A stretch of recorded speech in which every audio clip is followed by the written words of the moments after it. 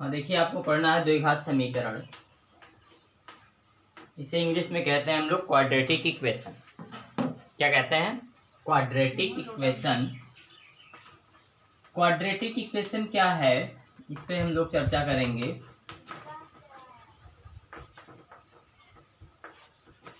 हाँ, आपने एग्जाम्पल से देखा होगा ऐसा समीकरण जिसमें चर की अधिकतम घात, किसकी अधिकतम घात? चर की अधिकतम घात कितनी? 2। उसे ही हम क्या कहते हैं? द्विघात समीकरण कहते हैं। यानी जो समीकरण आपका ax² plus bx plus c equal to 0 के रूप में हो, लेकिन शर्त ये है कि इसमें a 0 नहीं होना चाहिए, यानी x² का कोफिशिएंट 0 ना हो। ठीक है, तो कोई भी चीज दिया रहेगा उसको इस रूप में बदलिए। अगर a 0 नहीं है मतलब x² उसमें मौजूद है, सीधी सीधी बात है कि x² अगर उसमें है तो हम कहेंगे, क्या कहेंगे? कि ये द्विघात समीकरण है। और अगर नहीं मौजूद है तो कहेंगे द्विघात समीकरण नहीं है। तो इस पे हम लोगों ने चर्चा की थी। कुछ लोगों ने पहला सवाल लगभग सभी बच्चों ने लगा लिया है। दूसरा सवाल हम लोग देखते हैं एक्सरसाइज 4.1 का क्वेश्चन नंबर सेकंड का थर्ड देख लेते हैं पहले। थर्ड और फोर्थ ये दोनों क्वेश्चन हम लोग करेंगे। थर्ड क्या कह रहा है कि रोहन की माँ उससे 26 वर्ष बड़ी है। रोहन की माँ उससे 26 वर्ष बड़ी, यानी किससे बड़ी है? रोहन से बड़ी है। तो सबसे पहले हम किसको सपोज करें? रोहन को, क्योंकि रोहन की माँ की आयु डिपेंड है किस पे? रोहन पे। इसलिए रोहन की आयु सपोज कर लीजिए, रोहन की आयु कितनी मान लें हम? रोहन की आयु मान लेते हैं x वर्ष। कितने वर्ष? तो रोहन की माँ की आयु कितनी हो जाएगी? x प्लस 26, क्योंकि रोहन की माँ रोहन से कितने वर्ष बड़ी है? 26 वर्ष बड़ी है। यदि उनकी आयु का गुणनफल अब से 3 वर्ष पश्चात, अब से यानी आज जितनी आयु, ये हमने वर्तमान आयु दोनों सपोज की है, अब से 3 वर्ष बाद, 3 वर्ष बाद, अब से 3 वर्ष बाद किसकी आयु? दोनों की आयु निकालते हैं पहले। रोहन की आयु कितनी होगी आपकी? x प्लस 3 हो जाएगी। और उसके रोहन की माँ की आयु कितनी हो जाएगी? ये हो जाएगी x प्लस 26 प्लस 3। तो राइट, x प्लस 29 लिख दें? लिख देते हैं। अब प्रश्नानुसार क्या कह रहा है? प्रश्नानुसार कह रहा है कि दोनों की आयु का गुणनफल कितना है? 360 है। यानी प्रश्नानुसार x प्लस 3 और इंटू x प्लस 29 बराबर है 360 के। इसी को गुणा कर लेना x से x में, x² x से 29 में, तो 29x प्लस 3 से x में प्लस 3x प्लस 29 गुणे 3, 3 9 27 के साथ 3 दूनी 6 और 2 8, ये बराबर 360 के। सबको पक्षांतर करके एक तरफ ले आते हैं तो क्या हो जाएगा बताइए? x² प्लस 29 और 3, 9 3 12, 32x और 87 360 में से घट जाएगा। 10 में से 7 गया 3, ये बचा 5 में से 8 गया 15 में से 8 घटेगा 8 7 15, 7 बचेगा, ये बचेगा आपका 2, 273 बराबर कितने के? आपका 0 के। यही आपका द्विघात समीकरण बन गया। ठीक है, प्रश्न में कहा है ऊपर कि द्विघात समीकरणों के रूप में निरूपित कीजिए। द्विघात समीकरण हमको बनाने हैं और इसको नोट करिए जरा।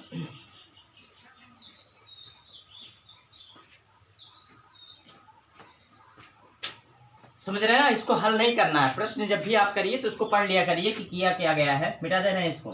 तो द्विघात समीकरण किसे कहते हैं? ऐसा समीकरण जो इस रूप में हो जिसमें a बराबर 0 ना हो, अर्थात जिसमें चर की सबसे बड़ी घात 2 हो, उसी को हम द्विघात समीकरण कहते हैं।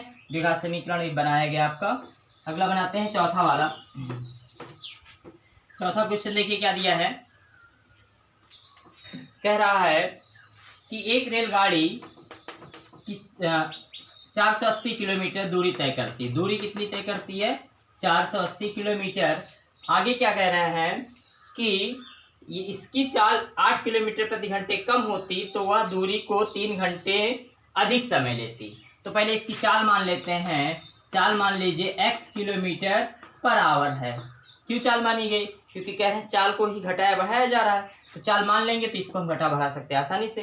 तो चाल क्या कह रहे हैं, x किलोमीटर पर आवर है, तो चाल को बढ़ा दिया गया है। कितना बढ़ा दिया गया है, चाल को बढ़ाया गया 8 किलोमीटर प्रति घंटे।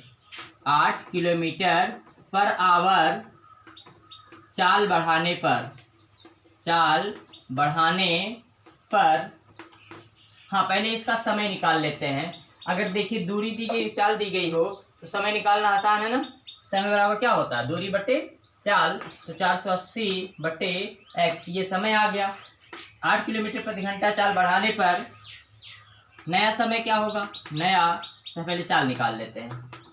चाल कितना हो जाएगा, x प्लस 8 हो जाएगा। ये देखिए ध्यान से देखिए कि 8 किलोमीटर प्रति घंटा चाल बढ़ाने पर पहले चाल आपने कितनी सपोज की, x सपोज की थी। अब आप 8 बढ़ा दिए तो x plus 8 kilometre per hour नहीं हो जाएगा, होगा ही। तो अगर ये चाल नई चाल हो गई तो नया समय कितना होगा, नया समय हो जाएगा, दूरी तो वही है लेकिन चाल इतना हो गया, तो 480 बटे x प्लस 8। प्रश्नानुसार क्या कह रहा है, प्रश्नानुसार कहा जा रहा है कि ये जो नई चाल है, सॉरी नया जो समय है, ये पुराने वाले समय से 3 घंटा अधिक है। यानी इसमें, इस समय में अगर 3 जोड़ दिया जाए तो इस समय के बराबर हो जाएगा। यानी 480 बटे x प्लस 8 ये बराबर है पुराने समय से, यानी 480 बटे x से 3 घंटे अधिक। ठीक है, जिससे 3 घंटे अधिक कहे उसी में जोड़िए। किससे 3 घंटे अधिक है, पुरानी चाल से, तो उसी में जोड़ जाएगा। इसको इधर ले आते हैं तो 480 बटे x प्लस 8 माइनस 480 बटे x बराबर कितने के, 3 के। इसके आगे आप हल कर सकते हैं। इसको हल करने का तरीका ये है कि 480 कॉमन ले लीजिए, 1 बटे x धन 8 मिल जाएगा, माइनस 1 बटे x मिल जाएगा, बराबर कितने के, 3 के। फिर इसको तिरछा गुणा कर लीजिए, जो आएगा वो समीकरण बन जाएगा। ठीक है, क्लियर है ना। तो चलिए, ये तो बात हो गई क्या, द्विघात समीकरण। द्विघात समीकरण होते क्या हैं, उन्हें बनाते कैसे हैं। ठीक है, अब बात चर्चा होगी उन्हें बिगाड़ते कैसे हैं। बिगाड़ने का मतलब हल कैसे करते हैं, ये चीज हम लोग जानेंगे अगली प्रश्नावली के लिए। ठीक, तो इस प्रश्नावली में लगभग लोग कर लिए हैं, जो लोग नहीं किए हैं वो अच्छे बच्चे नहीं हैं, हैं कि है अच्छे बच्चे, जो किए हैं वो सबसे अच्छे हैं ना। हैं, कैसे काम चलते बताओ, आप लोग दूर हैं, बताइए, पढ़ाई भी नहीं करेंगे, हैं, पास होते तो डंडे वंडे से पिटाई भी की जाती, लेकिन आप लोग दूर हैं, तब कौन पिटाई करे बताइए। तो आप लोग पढ़ेंगे नहीं, हैं, पढ़ेंगे ना, हाँ पढ़ लीजिए, नहीं पढ़ेंगे कैसे काम चलेगा बताइए। ठीक, चलिए, जो लोग नहीं किए हैं उनके लिए वार्निंग है, जान लीजिए, नहीं तो उनको बुलाया जाएगा स्कूल में। स्कूल में उनको बुला करके बैठा के ऑफिस में काम करवाया जाएगा, जान ही रहे हैं, ऑफिस में बैठाया जाता है आप लोग। तो क्या चर्चा हो रही थी कि द्विघात समीकरण हल कैसे करते हैं। द्विघात समीकरण को हल करने की कितनी विधियां हैं।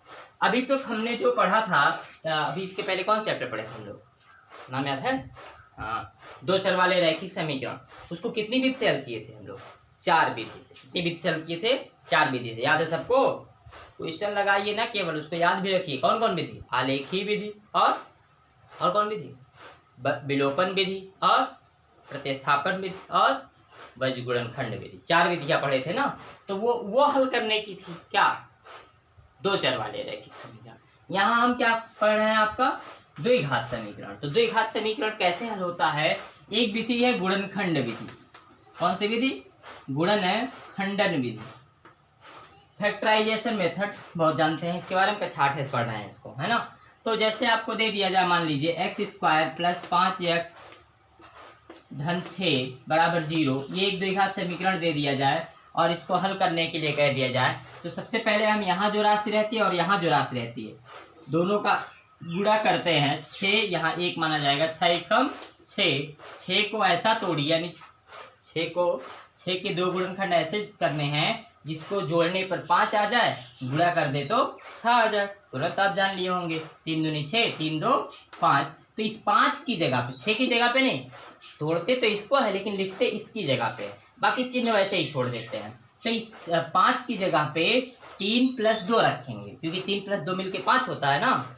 ठीक है, तो x² धन 3 प्लस 2 इंटू एक्स प्लस 6 बराबर कितने के, 0 के। ब्रैकेट जरूर लगाइए, चिन्ह जरूर ध्यान दीजिए। x² धन से गुणा करिए, धन से 3 और इधर से x, तो 3x, धन धन धन, है धन धन धन, तो इधर से आपका x, इधर से प्लस, तो आपका 2x प्लस 6 बराबर कितने के? 0 के। दोनों में क्या कॉमन है? x बचा क्या? x plus 3। इन दोनों में क्या कॉमन है? 2 बचा क्या? x plus 3। कैसे? क्योंकि 2 3 6, 2 कॉमन ले 4 नहीं बचना चाहिए है? नहीं, क्यों?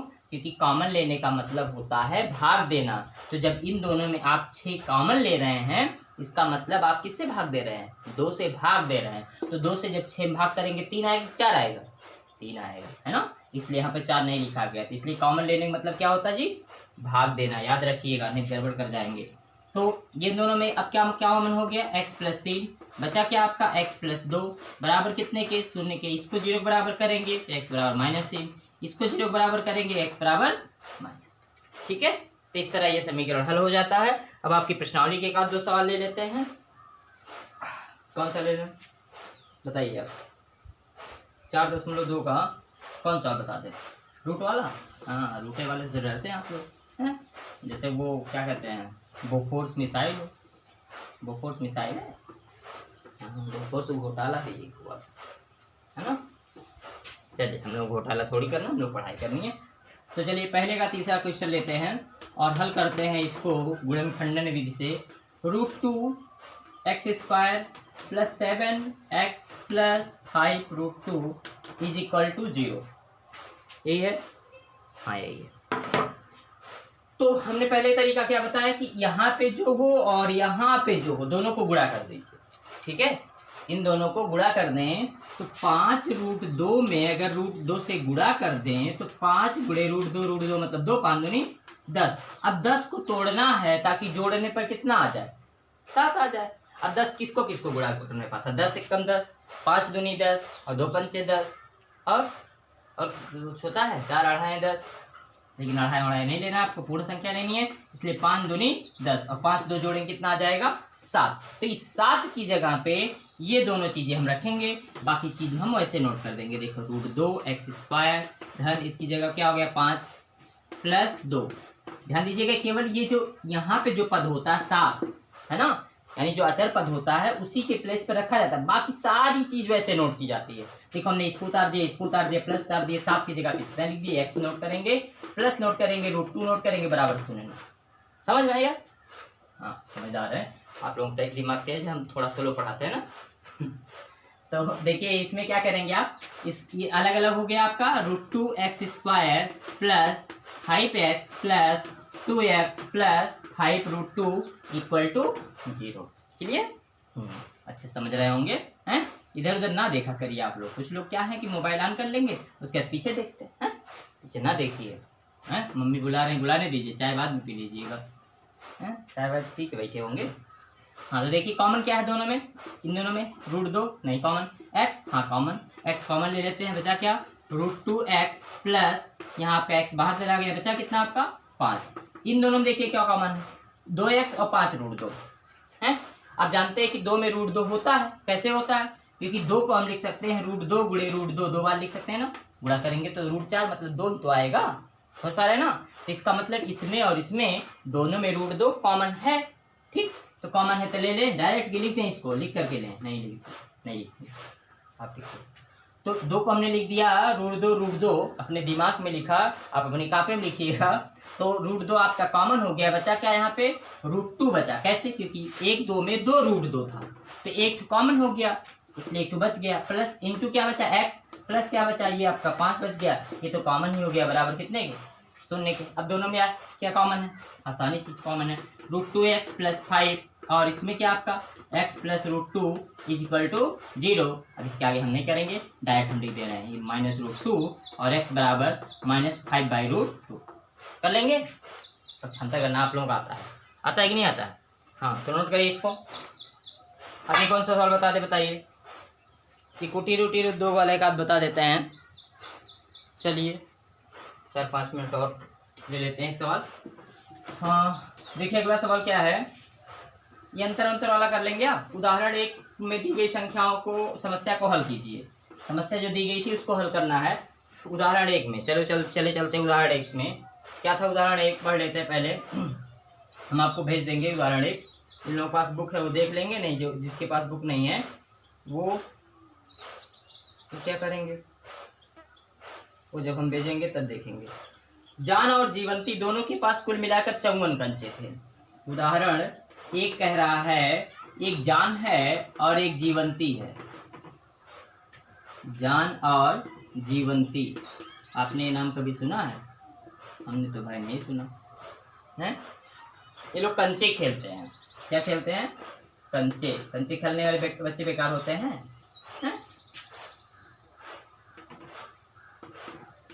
बताइए, आप लोग भी कंचा खेलते हैं? कितने लोग खेलते हैं? नहीं खेलना चाहिए, बड़े हो गए हैं, कंची कंचा नहीं है ना। कहते हैं कि जितनी उम्र हो उसी के अनुसार गेम खेलना चाहिए, ठीक। लेकिन कुछ लोग कहते हैं कि बड़े हो गए तो गंदी गेम खेले। नहीं, गंदे गेम नहीं खेलना चाहिए। अच्छे गेम हर उम्र के लिए अच्छे भी होते हैं, गंदे भी होते हैं। हमें अच्छी चीज़ें सेलेक्ट करनी चाहिए, गंदी नहीं। हाँ, तो ये कह रहे हैं कि जान और जीवंती के पास कुल मिलाकर के 45 है। अगर जान के पास x है तो जीवंती के पास कितने होंगे? आप लोग कहेंगे y होंगे। नहीं, y क्यों नहीं होंगे? क्योंकि दोनों को मिला के 45 करना है। दोनों को मिला के 45 करना है। अब मैं कहूँ कि मेरे पास और आपके पास मिला के 45 रुपये है। मेरे पास और आपके पास मिला के कितने रुपए हैं? 45 रुपये हैं। तो अब बताओ, मेरे पास अगर 10 है तो आपके पास कितने होंगे? 35 होंगे। कैसे में निकाले? 45 में से मेरा वाला माइनस कर दिए। तो ऐसे ही 45 अगर टोटल हैं तो अगर इसके पास जान के पास x हो गए तो जीवंती के पास कितना हो जाएगा? 45 माइनस x, ये तो होगा। आगे क्या कह रहे हैं? आगे कह रहे हैं कि दोनों 5-5 कंचे खो देते हैं और अब उनके पास कंचों की संख्या का गुणनफल 124 है। दोनों 5-5 खो गए, है ना। 5 खोने के बाद जान के पास कितने बचेंगे बताइए? जान के पास कंचों की संख्या x माइनस 5 की प्लस 5 है? बोलो, -5 ना, क्योंकि खो रहे मतलब कम हो रहा है। फिर जीवंती के पास, किसके पास? जीवंती। आप लोग जानते हैं जीवंती माने क्या होता है? हम तो जीवंत जानते हैं। जीवंती के पास कितना बचेगा? 45 माइनस x माइनस 5, यानी 45 में से 5 और माइनस हो जाएगा, यानी 40 माइनस x इसके पास बचेगा। अब प्रश्नानुसार क्या कह रहा है? प्रश्नानुसार कहा गया है कि दोनों का गुणनफल, यानी इसका और इसका गुणनफल, यानी x माइनस 5 और into x minus 40 minus x बराबर कितना दिया है? कितना दिया है जी? दिया गया है 124 के। दोनों के गुणनफल कितना हो जाता है? 124 हो जाता है। अब किसको एक बार 124 बराबर कर दे, इसको एक बार 24 बराबर कर दे, क्या ऐसा होता है? नहीं। क्यों? क्योंकि शून्य होने पर ही ऐसा होता है। क्योंकि आपको बताया गया है, क्या बताया गया है कि अगर दो चीजों का गुणनफल शून्य हो तो या तो ये शून्य होगी या तो ये शून्य होगी, या दोनों शून्य हो सकते हैं। दोनों नहीं, शून्य का गुणा शून्य होता। हाँ, दोनों शून्य हो सकते हैं, मतलब या तो ये शून्य होगा या तो ये शून्य होगा या तो दोनों शून्य होंगे। लेकिन अगर यहाँ कोई और संख्या हो, 5 हो या मान लो 6 है, तो क्या ये भी 6 और ये भी 6 होगा? नहीं, जरूरी थोड़ी है।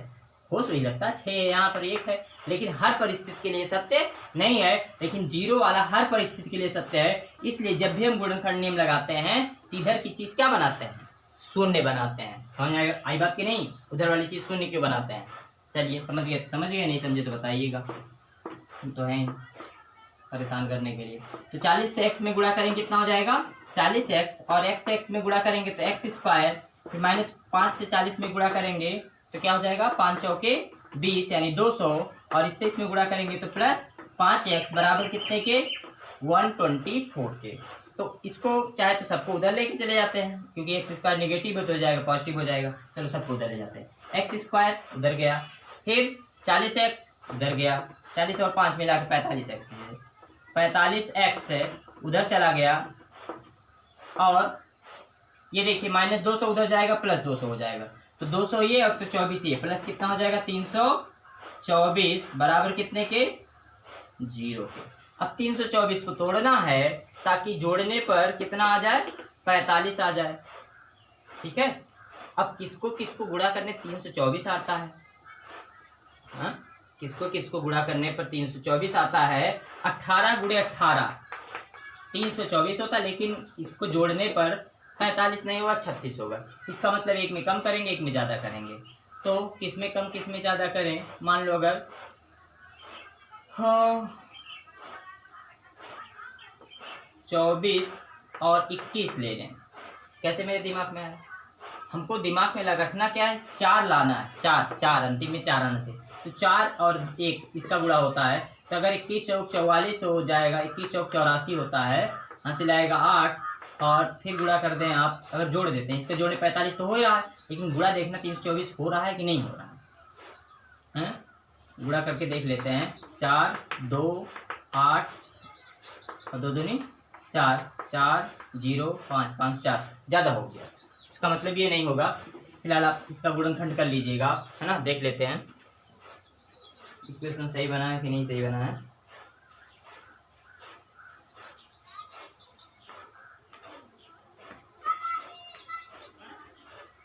इक्वेशन सही है। 45 कैसे आएगा, अब आप सोचिएगा इसको। 324 को तोड़िएगा, तोड़ दें हम ही हैं, वीडियो थोड़ा सा लेंथी हो जाएगा, अपलोड बहुत समय में होता है। चलिए बता देते हैं आपको। 324 को तोड़ दीजिए आप 2 से, 16 2, फिर 2 से काटते हैं 81 हैं, फिर 9 से काट दें, 9 9 81, फिर 9 से काट देते हैं। चलिए 9 से 9 3 3 करके काटते हैं, 3 3 27, 3 9 27, 3 3 का 9, 3 1 3। अब इसी को सेट करना है ताकि आपका 45 आ जाए। देखते हैं, 3 3 का 9, 3 27 और 2 दूनी 4 3 12, 27 और 12 जोड़ने पर कितना आएगा, नहीं आएगा। तो 3 3 का 9 और ये आपका 9 चौक 36, 36 को जोड़ने पर नहीं आएगा। तब चलिए देख लेते हैं, हो सकता है इसका गुणनखंड हो ही ना और इसका कोई हल नहीं होगा, ठीक है, ये भी देख सकते हैं फिलहाल। तो अभी इतना आप चेक करिए, फिर बताएंगे कैसे आएगा कैसे नहीं आएगा। बाकी सारे क्वेश्चन जो भी आएंगे कर लीजिएगा, नोट कर लीजिए इसको।